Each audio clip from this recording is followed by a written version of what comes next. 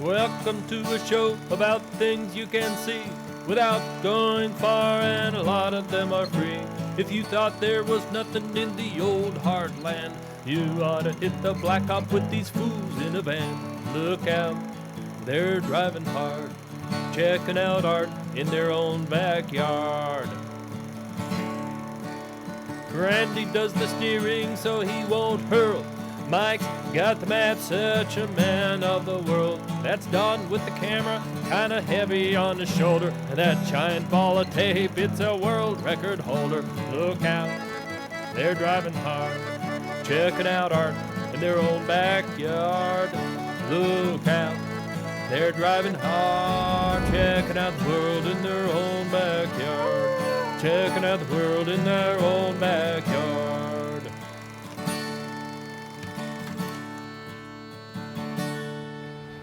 I was going to check the oil, but I think this is one of those engines that doesn't need checking because Doesn't need checking? I can't find the oil spout.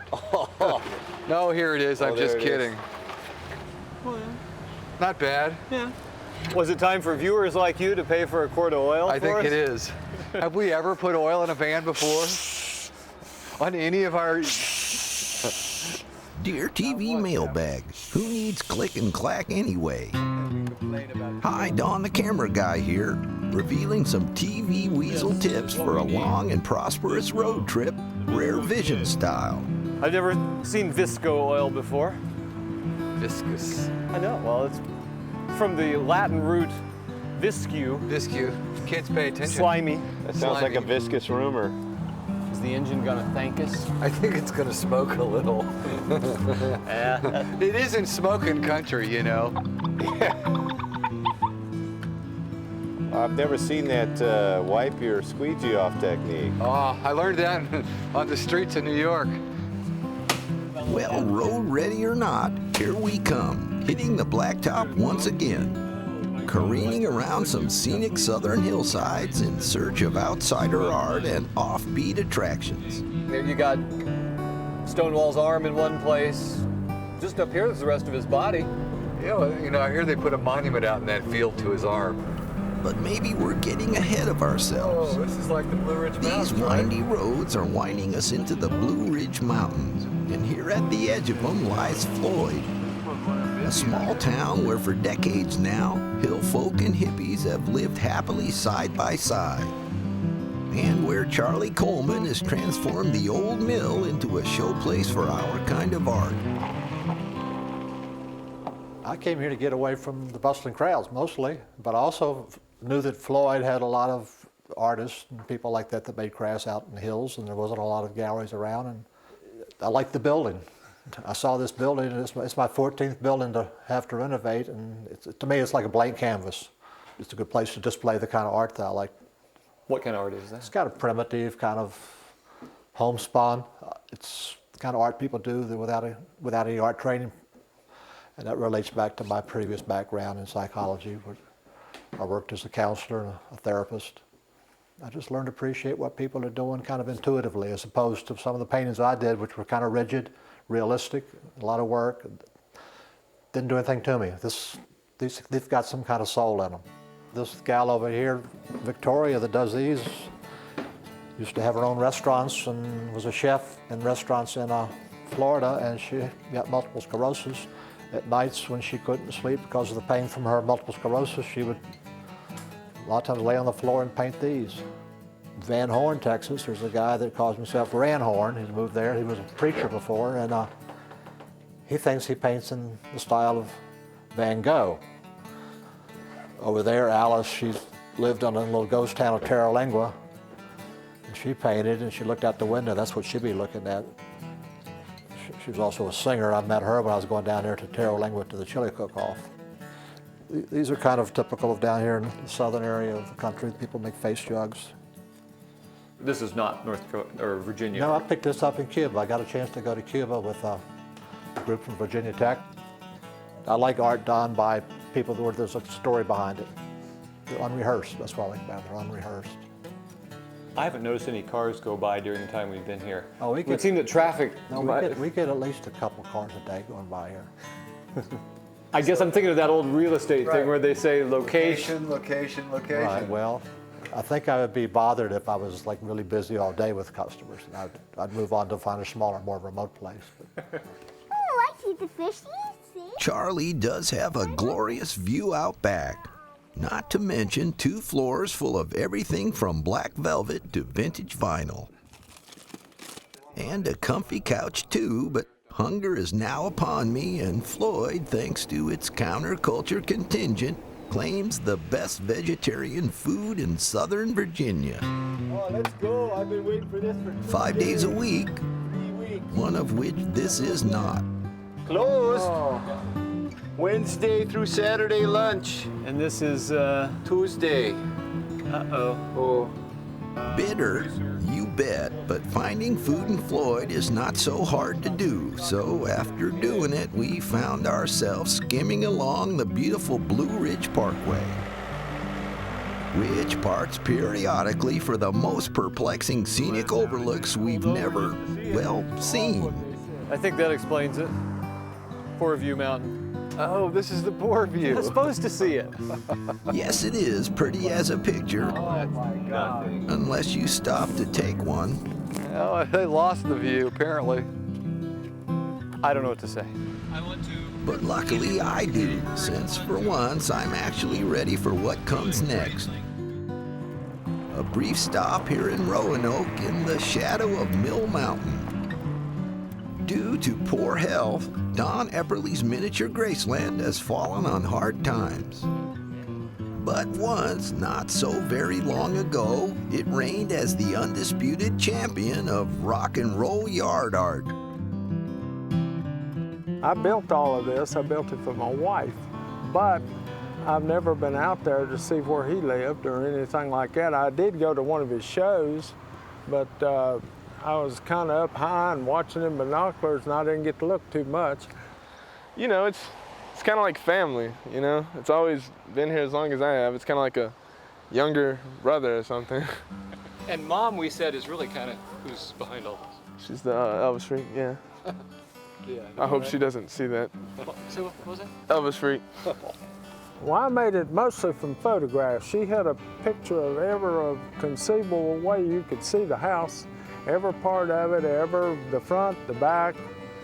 This little house up here was his father's place, which adjoined his. To what scale would this be? Who knows? I mean, this is little compared to it, I'm sure. Who knows what the scale would be, but it's miniature, no doubt. Well, now, wasn't there the Civic Center, too, at one point? Yeah, I had a Civic Center at one time, and it deteriorated so bad we just took it down. Did a little guy from the city come and make you tear it down? No, they ain't got nobody to make me tear it down, but they may have wanted me to. Well, it sounds like you actually really enjoyed the whole thing a lot. Well, I did. I had no regrets of building it. I had a good time and met a lot of people from everywhere. Kind of ashamed to admit it, but I kind of listen to Elvis myself sometimes. I have all these rap CDs and pop CDs, and then at the very bottom of the cases, there's 4 Elvis CDs. Now that's better, but for talking bad about his mama, we suggested the lad should help us load up.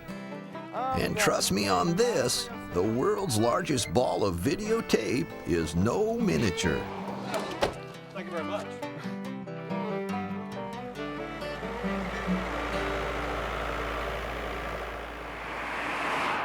Some things are just hard to figure. Canoes and buildings shaped like coffee pots? You want me to take some more shots about the grounds? Yeah. Well, one thing we've discovered, when the going gets tough, we play catch. And what better place than down here by the famous James River for recreating and pondering the past. How's the old peg feel? Pretty good. Oh, now what arm did Stonewall Jackson throw with? The only one he had, I'm afraid. Oh, Donnie, go deep, go deep, go deep. Okay, Ken Burns, we're not. All I know is Randy's got both hands on the wheel for some serious driving across the state. past Jefferson's Monticello, on our way to Louisa to find John Anderson. No, not the one who ran for president a while back. This one's a welder whose card claims he makes sculptures from the heart and mind. It's gonna be a horse. It's gonna be that horse face. Yeah, I started in wood years ago. I just got away from the chainsaw thing, you know, and got doing metal, because metal you can do more, you can make bigger things. How heavy are these? This line here weighs probably close to 500 pounds. This one's a little lighter here, you know. And all this came out of some art classes you had a long time ago? No, I never went to school for anything. God basically gave me the gift, you know, and that's who give me my ideas. I look at the clouds or look at a grain of wood, look at the leaves where they're blowing on a tree or anything. That's basically how I get ideas, you know. Now, how do you make a mane when you've never done that before? Well, the first thing, when you making a mane like that, the first thing you say, damn, that's a whole lot of work I got to put together, you know. But what you do is just stick with it. Stick with it until you start seeing it fall into place, you know. Owls, they nice birds to begin with, you know. And I always liked, when I was doing woodwork with the chainsaw, I did a lot of owls anyway. I just decided to do owls with the metal, you know. What's the metal that this began with? Okay, that was an oil drum.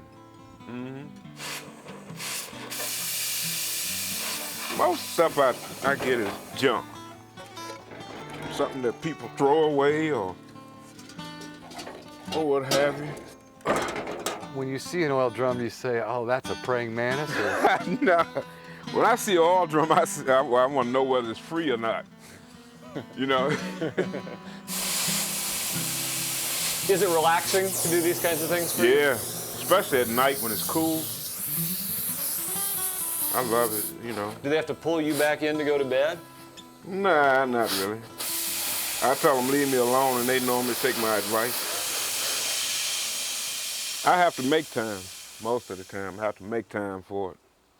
I have to sacrifice. I've put a lot of sacrifice into this work. I don't know why. I guess it's just in me, you know, just a part of me. Clearly, welding builds better bodies than TV work. Though carrying this camera in the hot sun might make even John break a sweat. Which is why, as soon as I finish documenting some more bad backing, I'm taking a break, at least till Powhatan, where Robert Howell's yard keeps filling up with works in wood, and Robert still recalls how it all began. I went to a hardware store with my boss man one day, Mr. Lawson, and I saw a whirligig. You see them whirligigs at the return? I saw that whirligig, and I was looking at that whirligig, I was looking at that thing, I was looking at it. I say, I was waiting till I get home, I gonna make that whirligig. What I built, first thing I built was a man on a horse, and a helicopter, and a duck. And then after that, I built a flower girl. Used to sit out here in the yard. That thing was pretty. I gonna make another one. That thing was some kind of pretty little girl, and she was holding an umbrella. And I built this stuff for myself. I ain't buying it for to sell nobody, or just like you see it in the yard, you know. And people come with say, no, Jojo, we like it too. Yeah, man, and they love that stuff, man. And ever since then, they've been buying that stuff, man, and I got stuff all over the world everywhere. I even stole stuff to a lady in England who couldn't understand a word she said. You take a whole lot of this stuff, I know I ain't gonna sell it, but I got to have something here that somebody don't want. You know what I mean? I got to build something people don't want because I want to look at it myself. See, what I do, like if somebody come in there and buy a fish, and they want that fish, I sell them that fish. I don't say nothing, but if I wake up in the morning, if I'm feeling good, I build that fish back. You see, I'm gonna tell you something else. You can't just pick up anything and build that thing up. You got to hunt the material too, you see. So I hunt material, whatever I go get, can build it up, and then I go get that and lay it up there and finally get going on it. And if I build that fish in a day, I won't paint it that day. No, let's not get interested. Where do the ideas come from? Right up here. I got wheels up in here turning. Yeah, they ain't like most people now. They're turning for the best too. They ain't turning for that hateful stuff. What's that back there? That's what they call a mourning horn. You know what that is, don't you? That's muggly others. Muggly Uggle. Muggly others. What is this wood? It's all kinds of wood. I can't name some of that wood. See, I don't even know what that stuff is. But it's just hard as all get out, man. Hardwood. Yeah, it's hard as all Hard as all get out wood. Yeah, now that's some kind of roofing material or something. What is that? It's tin. Tin. Yeah. That's a whirly. Which one? Oh, that's a whirligig. There's a whirligig over yonder. There's a whirligig over there, and here's a whirligig here. There's one yonder and one over here. I don't think whirligig is actually a bird, is it? I tell you, like I tell everybody else, after you buy this stuff, you can name it and do whatever you want with it. You can turn around and eat it if you want to. I don't care. That's what people tell me. Say, well, Robert, what does they do with that stuff? I don't care. I don't know. As long as when they pay me for it to leave here, I autograph it. Yes, Virginia, meeting Robert left us richer for the experience and poorer for the purchases. The good news for my aching shoulder is this: at least for today, the end of the lane means the end of the line.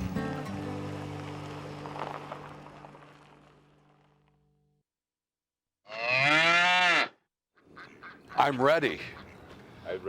I'm ready. I'm ready, sure. Now give me uncertain, but then one over. I'm ready. I'm ready. Yeah. Looks like the Rare Vision School of Bad Acting is in session, and these guys couldn't care less.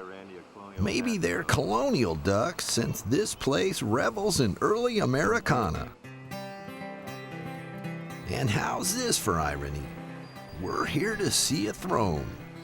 Not just any throne, but a genuine jaw-dropper with a really long name. Built by one James Hampton in a rented garage in Washington, D.C. He was a janitor for the government, and so he'd work there until about midnight. Then he'd go to the garage, he'd work there, he'd go back to his room to sleep for a little bit, do his job, come back to the garage. He was probably inspired by some of the storefront ministries that were very common, especially in the DC area in the African American community. And this is all based on the Book of Revelations. And the main portion of it, the throne in the far back that says, "Fear not," is just one of the pieces, and it all builds off of that. He's got AD and BC, and New Testament and Old Testament. And it's all very symmetrical and very ordered. He used straight pins. Very rarely did he use glue or nails or anything. A lot of it is straight pins and brads and foil that held itself together. That he worked for the government administration is important because that's where he got a lot of his supplies. A lot of the things are light bulb, blotter paper, acetate. He would go around on the streets and he'd pick up cigarette papers and the foil that was around wine bottles. Those kinds of things he'd just gather. It's kind of interesting when you turn some of these things over, you find things like tin from old Band-Aid boxes that have been flattened out and used for more support. Some of the little pieces in there are actually jelly glasses that you got free when you bought a tank of gas or whatever. Is there a language that I hear that goes with this? There's plaques along the edges. Some have to do with the apostles and some the prophets. He has a book of his own that's his version of the Book of Revelations that he has written in his own language. And this language has never been coded by the government experts? Yeah, nobody can decipher it. He started in about the 1950s, and a few years after that, he did show it to one or two people, but then he seems not to have wanted that because he really wasn't finished yet, and I don't think he really wanted to share it too much until he was done. We had one lady come through and said, "Somebody told me there's a piece of junk back there. What am I looking for?" And I said, "You go back and look." And they came out very impressed, as most people have.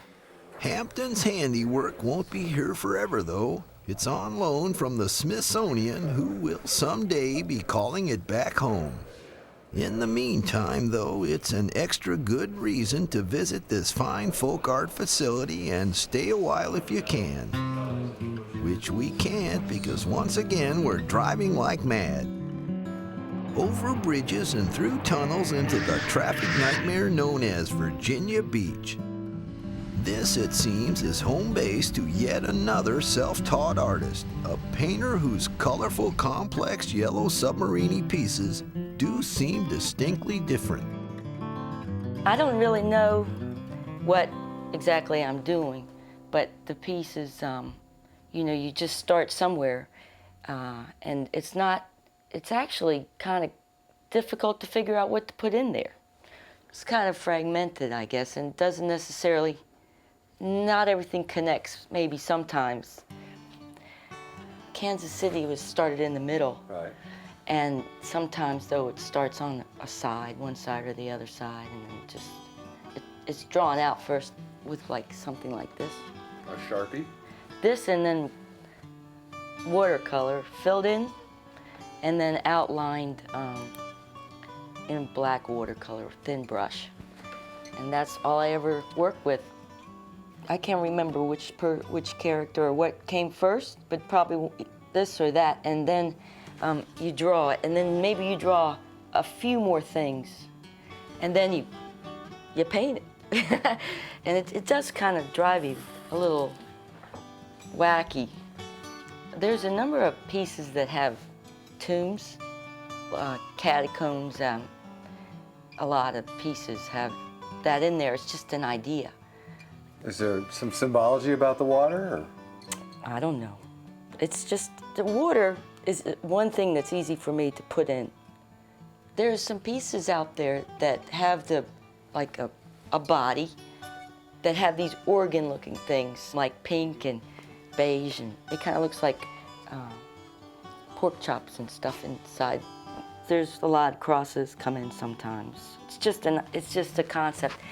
See, I don't have the ability to, well, draw things as they actually are. If I tried or studied, it would not work out. The work has gotten so that if there's too much empty space, you know, then it doesn't seem right. But at the same time, if you put in all these little space things, or more stuff, and then the piece takes too long to do, almost. I like the product. I mean, I like the outcomes, and so I'm never really unhappy about that. Maybe there's something in every piece that I don't like so much, but generally, that's why I keep on with it. We left Melissa tending tomatoes in her oceanside garden. Then, like the Yankees we are, retreated north, using those same bridges and tunnels and driving all the way up to Colonial Beach, determined to finish this show at Styrofoam Civil Styro Town, which is all well and good unless you're the one who's trying to take pictures of tiny things in the dark in the pouring rain. This takes the cake. I think it's the only styrofoam town in the world. No one else has ever made a styrofoam town. It's been through 3 hurricanes and 3 60-mile-an-hour winds. I had styrofoam piled in my bathtub to the ceiling. I had that on the back deck. It was all styrofoam. And when I finally made the last building, I had to say, no more, please, no more styrofoam. Why do they call you Styrofoam Betty? Civil. Civil. Civil. Sorry. I know, it's okay. So you're actually documenting Colonial Beach. This is not just any old assortment of buildings. This is Colonial Beach. Yes. Every building in here is either here now or was here. Move, Wappy. Wappy, move. Well, now lots of people stop by here, right, Sybil? Absolutely. How many? You know? 794 to date. Today? To date. Oh. D-A-T-E. Sybil, you told me you'd teach other people how to do this. Yeah, that's why I wanted the website. Not one person in over 3,000 something have asked me how to do it. They just want to know where I live and how old I am. I don't know about her, but I feel somewhere around 110. At least now I can finally say, from a tent at Styrofoam Sybil's, No, it's a gazebo. from a gazebo on the edge of the Potomac, this is Don the Camera Guy, signing off. This is a first for us. Own a copy of the companion book to Rare Visions, complete with tips on where to find food, fun, and fascinating folks. It's just like the TV show, only it doesn't move. For information about the artists, wacky sites, and how you can see them for yourself, go to kcpt.org.